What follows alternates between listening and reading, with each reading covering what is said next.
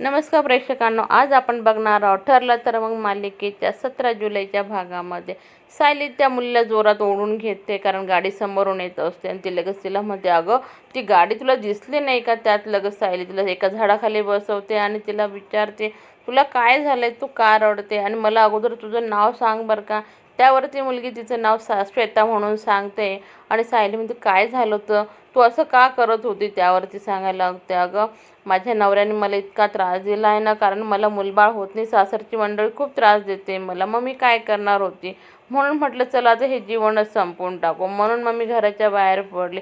तूच सांग ना गं ताई, माझा काय दोष आहे याच्यावरती. म्हणून मला मरण सोपं वाटलं गं. असं म्हणत असताना सायली म्हणते, अगं तुझा काय दोष आहे आणि तुझे आई वडील कुठं आहे?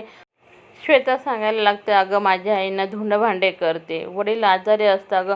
मग तूच सांग बरं का, मी कसं काय त्यांच्याकडं जाऊ आणि त्यांना सांगू.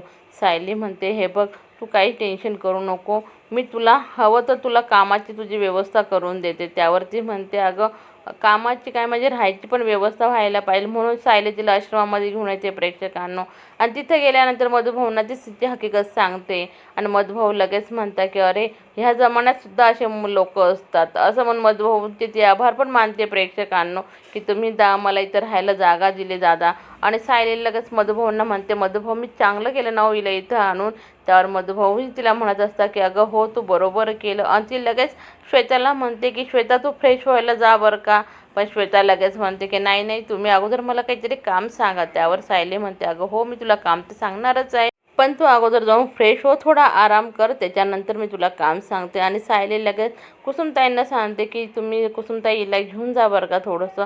असं म्हणून तिला ते घेऊन जात आहे. आणि मधुभाऊंना सायली सांगत असते, मधुभाऊ आपण जर आपल्या आश्रमाची नोंदणी केली तर काही हरकत होईल का? त्यावर मधुभाऊसुद्धा सायलीला विचारत आहे. ते केल्यानंतर सायली आश्रमामधला काय फायदा होईल आणि गव्हर्नमेंटच्या काय काय स्कीम असं ते सांगताय. आणि इकडं अर्जुन मात्र चैतन्याला म्हणतो, हे बघ आजपासून ना आपण असं काम करायचं की जे व्यक्ती फी वगैरे देऊ शकणार नाही ना, अशांचेच कामं मी करणार आहे. त्यावर चैतन्य म्हणतो, अरे याच्याने तर आपल्याला खूप लॉस होईल रे. पण अर्जुन म्हणतो, ते काहीही असो, मी आता ठरवलं आहे की आपण आता अशाच लोकांचे, गरजू लोकांचे कामं करायचे, तू अगोदर त्या फाईल देवर का मला. असं म्हणून चैतन्य त्या 2 फाईल देतोय आणि अर्जुन म्हणतो ठीक आहे, जे ही हुंडाबळीची केस आहे ना आपण त्याच्यावर याचं काम करायचं. आणि इकडे नागराजला भेटायला राकेश आणि सचिन आले आणि ते सांगत असतात की सायलीने आश्रम चालवायला घेतला आहे आता. नागराज म्हणतो, हे तर भारी झालं, म्हणजे ज्या मुलींचा वगैरे व्यवसाय करतात आपण सायलीच्या आश्रमामधनं करायचा ना. राकेश लगेच सांगायला लागतो, अर्जुन सायलीवर नजर ठेवणं खूप कठीण जाईल आता. त्यावर सचिन म्हणतो, ती सुद्धा व्यवस्था प्रियाने करून ठेवली आहे. त्या लगेच सांगायला पण लागतो. राकेश म्हणतो, मला पहिल्यापासूनच माहिती होतं की प्रिया खूप हुशार आहे.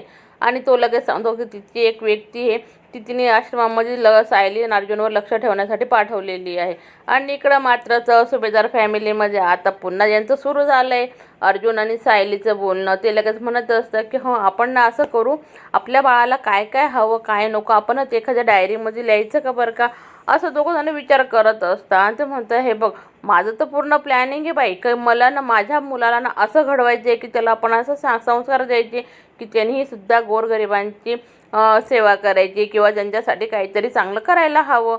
त्यावर सायली म्हणते, हे बघा एक उपाय आहे, आपल्याला जे काही हवं आहे ना आपल्या बाळाबद्दल आपण ते एखाद्या पत्रामध्ये लिहायचं का.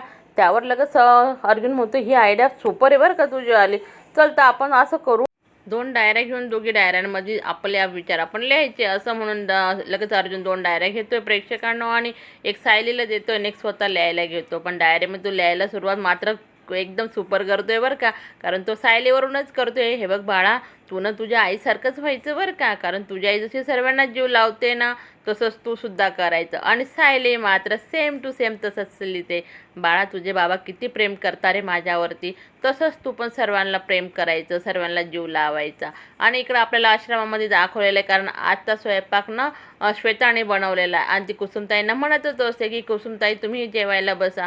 पण कुसुमताई तिला लगेच म्हणता, हे बघ तू ना मला आहोकाव घालू नको बरं का, तू मला अगं कागज कर आणि मी तुला एक सांगते ना, पण मी जसं म्हणते ना तसंच तुला करावं लागेल. आणि लगेच ते मधुभाऊ नाही म्हणते, मधुभाऊ आजची खीर ना श्वेताने बनवली बरं का. असं म्हटल्यावर मधुभाऊ सुद्धा म्हणतात, सुपर झाली बरं का खीर. आणि इकडं मात्र पुन्हा सायली ते झोपलेले असतात. पण सायलीला अचानक रात्री जाग येते आणि सायली पाणी वगैरे पिल्यानंतर ती पोटाला हात लावते. पण अर्जुन लगेच उठतोय, म्हणतो काय गं काय झालं, काही त्रास होतोय का. त्यावरती म्हणते, नाही हो, मला ना भूक लागली असं वाटते. अर्जुनला म्हणतो, हो का, म्हणजे तुला काहीतरी खायचे डोहाळे लागले का, सांग बरं का, मी तुला पटकन बनवून आणतो बरं का. असं म्हणून सायली म्हणते, अहो खरंच तर मला तसं खायचं, पण मला गोड खावंसं वाटतंय. अर्जुन म्हणतो, बस ना, ठीक आहे, तर फ्रीजमध्ये ना हे बघ काहीतरी काजू कतली वगैरे सांगतोय आणि आईस्क्रीम पण सांगतोय. पण सायली म्हणते, नाही नाही, ते नाही खायचंय, मला ना मोतीचूरचे लाडू खावासे वाटताय, असं ती सांगत असते. आणि इकडं मात्र प्रिया म्हणते, मी काय सडते रे इथं जेलमध्ये, मला कधी बाहेर जायला भेटेल, कारण मी बाहेर गेल्याशिवाय मी काहीच करू शकणार नाही, असं तिचा विचार चालू असतात. तिला बाहेरून काहीतरी आवाज येतो आणि ती वरती बघते. तितक्यात एक जे हवालदारी नसते ना, ती तिकडनं पळतच येते. प्रिया तिला विचारते, काय होतंय, काय झालंय का तिकडं. त्यावरती म्हणते, अगं ते एक कैदीनं, तिला ना किडनी स्टोनचा प्रॉब्लेम आहे ना, तिला हॉस्पिटलमध्ये नेत आहे. असं म्हणतात बरोबर प्रियाच्या डोक्यामध्ये लगेच बिस्कट चमकते आणि ती म्हणते की अरे ही आयडिया सुपर आहे, म्हणजे तिला आता बाहेर जायची ती प्लॅनिंग करणार आहे प्रेक्षकांनो. आणि पुढील भागामध्ये आपण बघणारच आहोत, कारण अर्जुन सायलीसाठी लाडू बनवतोय आणि ते खाल्ल्यानं तिला काही त्रास होतो काय ते सुद्धा तिला विचारतो. व्हिडिओ आवडला असेल व्हिडिओला लाईक करा, चॅनलला सबस्क्राईब करा. धन्यवाद.